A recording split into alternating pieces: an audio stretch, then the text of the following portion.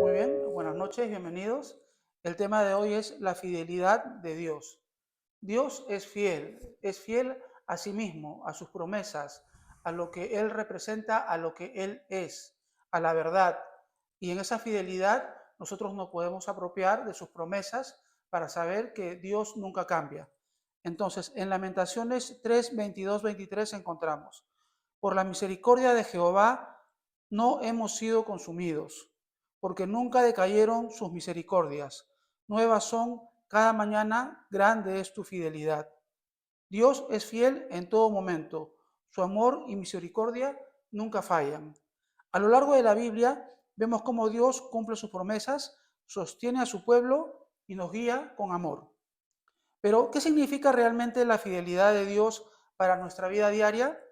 Hoy reflexionaremos sobre cómo podemos confiar en su fidelidad en todo momento, desde los tiempos de prueba hasta las bendiciones. De hecho, la fidelidad de Dios comienza para nosotros en la concepción. Cuando somos concebidos, competimos más o menos con 200 millones de seres para poder ganar y ganamos la primera batalla.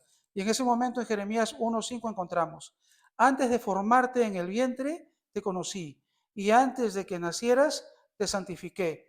Ese es el primer ejemplo de la fidelidad de Dios, cuando Dios nos escoge con un propósito para venir a esta vida, ¿correcto? En esta primera parte vamos a hablar en el punto número 1 de la fidelidad de Dios es inmutable, no cambia, es y punto. Entonces, en Malaquías 3:6 encontramos, porque yo Jehová no cambio, por esto, hijos de Jacob, no habéis sido consumidos, porque les correspondía, en este caso a los hijos de Jacob, un castigo, pero en su fidelidad había una promesa y no había sucedido que habían sido consumidos porque se había cumplido la promesa de Dios, que es bíblica en ese aspecto.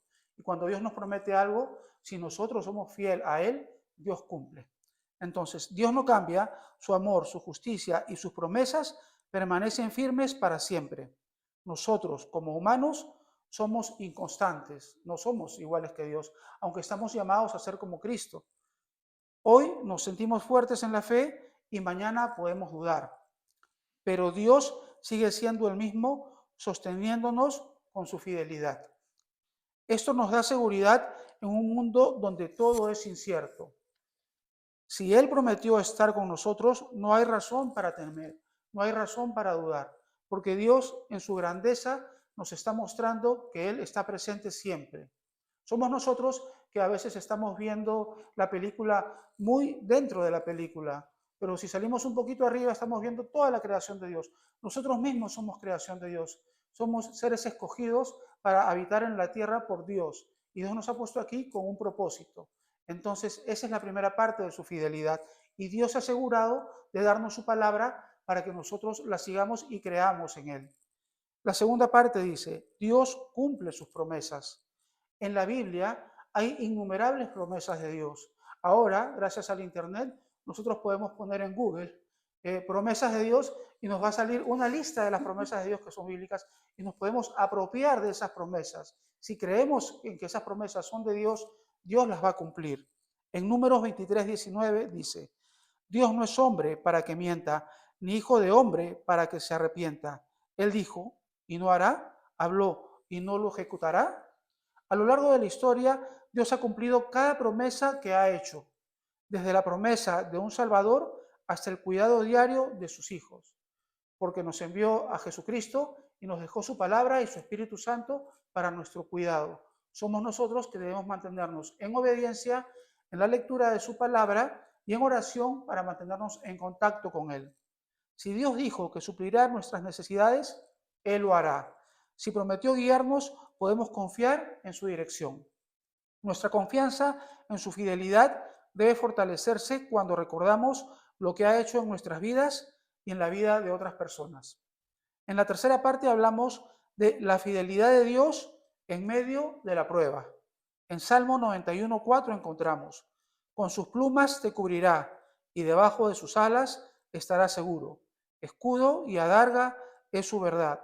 Es una promesa de Dios que ante una prueba, ante una dificultad, te está diciendo que Dios te protege.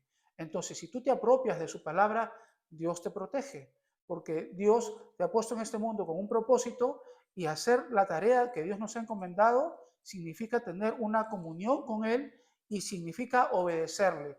Y también tenemos que obedecer en creer que Dios nos protege. Muchas veces cuando enfrentamos dificultades nos preguntamos si Dios sigue con nosotros, pero la fidelidad de Dios no depende de nuestras circunstancias, no depende de si nosotros estamos de buen humor, de mal humor. Dios va a ser fiel con nosotros porque Dios es fiel. Él sigue siendo fiel aunque nosotros no lo veamos en el momento. Las pruebas son oportunidades para crecer en la fe y ver su fidelidad obrando en nosotros. Cada dificultad nos recuerda que Él nos sostiene y no nos abandona. También en la cuarta parte vamos a encontrar que Dios es fiel a los que le aman. En Deuteronomio 7:9 encontramos: conoce pues que Jehová tu Dios es Dios, Dios fiel, que guarda el pacto y la misericordia a los que le aman y guardan sus mandamientos hasta 1000 generaciones. Aquí Dios está haciendo una gran promesa, que si nosotros guardamos sus mandamientos, en el tiempo era seguir la ley y guardar los mandamientos. Luego, después de Jesucristo, es seguir a Jesucristo y nosotros vivir en santidad. Y nosotros vamos a cumplir, por ende, con los mandamientos y vamos a tener los frutos del Espíritu Santo, que los encontramos también en Hechos, que por sus frutos los conoceréis. No debemos de buscar los frutos, ya sabemos, pero es una consecuencia de estar conectados a Dios y de buscar de su amor. Dios es fiel con quienes le buscan de todo corazón. No significa que no enfrentaremos dificultades, pero sí significa que su gracia nos sostendrá. Dios nunca falla a quienes se rinden a Él y confían en su voluntad. Él cumple su pacto y nos guarda con amor. En la quinta parte encontramos nuestra respuesta a la fidelidad de Dios. En 1 Corintios 4:2, ahora bien, se requiere de los administradores que cada uno sea hallado fiel. Quiere decir que Dios está esperando que cada uno de nosotros, cuando llegue el momento de encontrarnos con Él, para la eternidad también seamos hallados fieles. Y también, si queremos que su reino venga a nuestra vida antes de partir de este mundo, nosotros debemos estar en comunión con Él para vivir su reino aquí en esta tierra. Entonces, si Dios es fiel, nosotros debemos responder con fidelidad. Él nos ha dado salvación, dirección y amor. Nuestra respuesta debe ser vivir en obediencia, confiar en Él en todo momento y ser fieles en lo que nos ha encomendado, porque todos tenemos una tarea en este mundo que es una tarea del Señor. La fidelidad no es solo recibir, sino también corresponderle a Él con amor y compromiso. Y la sexta parte, que es para terminar, y ahora Sandra va a adentrarnos un poquito en la fidelidad de Dios también específica. La fidelidad de Dios nos da esperanza para el futuro. En Hebreos 10:23 encontramos: mantengamos firme, sin fluctuar, la profesión de nuestra esperanza, porque fiel es el que prometió. El futuro es incierto, pero nuestra confianza está en aquel que es fiel. Y es fiel Dios con nosotros. No importa lo que venga, sabemos que Dios sigue en control. Si Él ha sido fiel en el pasado, lo será en el futuro. Y Dios es fiel también inclusive con su justicia. O sea que Dios da, Dios quita y también Dios está en las pruebas, pero sigue siendo fiel a su palabra. Por eso que en las pruebas nos podemos apropiar de su palabra para saber si son unas pruebas muy difíciles, inclusive a riesgo de irnos de este mundo, si es tiempo de que nos vayamos o si es una prueba en la que vamos a pasar por un cambio y por algo nuevo para luego tener un compromiso mayor con el Señor. Si Él ha sido fiel en el pasado, lo será en el futuro. Esto nos llena de esperanza y nos anima a seguir adelante con fe. Y ahora vamos a cerrar esta primera parte con una oración. Señor, gracias porque tu fidelidad nunca cambia. En un mundo inestable, tú eres nuestra roca firme. Ayúdanos a confiar en que cumplirás cada promesa en tu tiempo perfecto. Aunque enfrentemos pruebas, danos la fe para recordar que estás con nosotros, cubriéndonos con tu amor y guiándonos en todo momento. Queremos aprender a depender completamente de ti, Señor, sin temor ni dudas. Padre, enséñanos a descansar en tu fidelidad, a recordar que siempre has sido bueno y que nunca nos abandonarás. Que nuestra vida refleje la confianza en tu amor eterno. En el nombre de Jesús oramos. Amén y amén. Y ahora la segunda parte nos la va a traer Sandra. Buenas noches a todos. Bueno, pido a Dios que me dé su gracia para poder transmitir su palabra, ¿sí? Me toca la segunda parte, es el punto número 7. Dios es fiel a su palabra.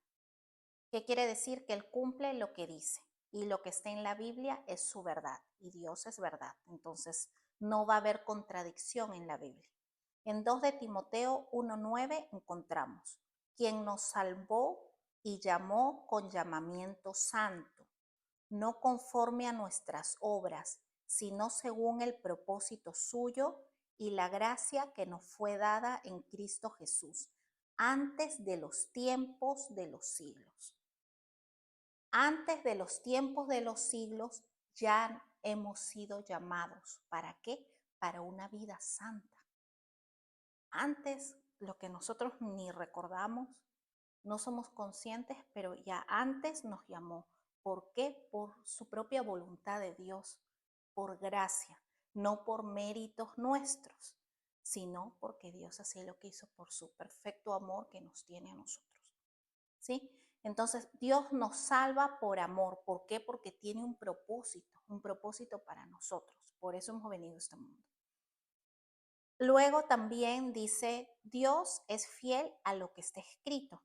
Entonces vemos en Isaías 7:14, dice, por tanto el Señor mismo os dará señal. He aquí que la Virgen concebirá y dará a luz un hijo y llamará su nombre Emmanuel. Una profecía que está en Isaías. Ya se decía que iba a venir el Hijo de Dios. Luego en Gálatas 4:4 sobre el mismo tema dice, mas cuando vino el cumplimiento del tiempo, Dios envió a su Hijo, nacido de mujer y nacido bajo la ley. Todo se iba cumpliendo. Y luego en Mateo 1:21 encontramos, y dará a luz un hijo y llamará su nombre Jesús, porque él salvará a su pueblo de sus pecados. Entonces ahí nos preguntamos, ¿a quién salvará? ¿A mí? ¿A ti? ¿A todos? ¿A quién? ¿Yo seré su pueblo? Es lo que las personas preguntan, dirán, oh, te salvará a ti, pero tal vez a mí no. No, es que yo soy malo, a mí no me va a salvar. Es que tú no sabes lo que yo he hecho. Muchas personas creen eso, no sé. Entonces, ¿qué pasa? ¿A qué pecador salva? ¿Será a mí? ¿Es a todos o no? En Juan 6:37 dice, sin embargo, los que el Padre me ha dado vendrán a mí y jamás los rechazaré. ¿Qué quiere decir? Que el que a Cristo viene, Él jamás te rechazará. Dios es nuestro Padre con amor perfecto y Él espera que todos nosotros nos acerquemos a Él. Sabe que no somos perfectos. Sabe, como dice Arturo, que somos fluctuantes. Hoy queremos, mañana no. Hay tropiezos, a veces nos tememos, nos alejamos, nos acercamos y somos así.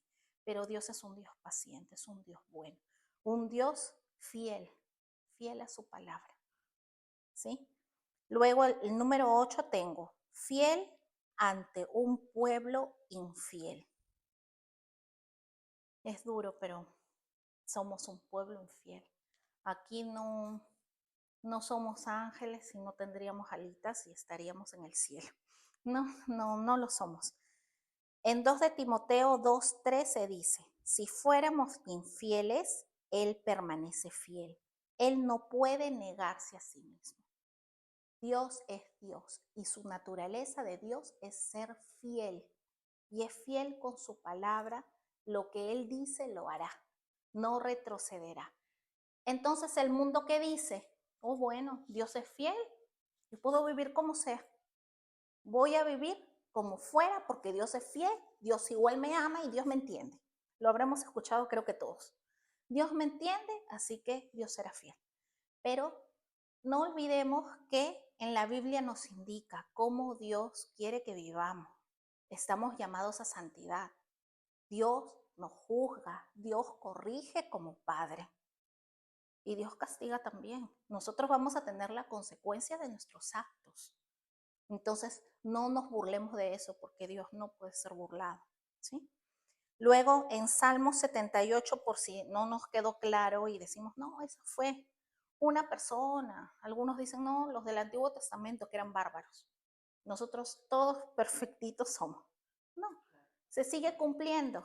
Lo existía antes, existía ahora. Un pueblo, no somos muy constantes. En Salmo 78 es el salmo de la fidelidad de Dios hacia su pueblo infiel. Voy a leer varios versículos. El versículo 8 dice, y no sean como sus padres, generación contumaz y rebelde, generación que no dispuso su corazón, ni fue fiel para con Dios su espíritu.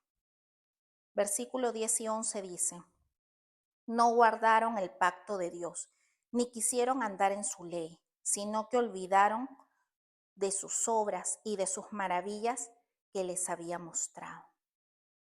Recordemos, nuestro pecado no anula la fidelidad de Dios. Dios va a ser fiel a sus promesas y a todo lo que indica la Biblia que Él va a hacer, Él lo hará. Si Él dice que pasarás por dificultades y Él te sostendrá, Él te sostendrá. Él lo dice, ¿no?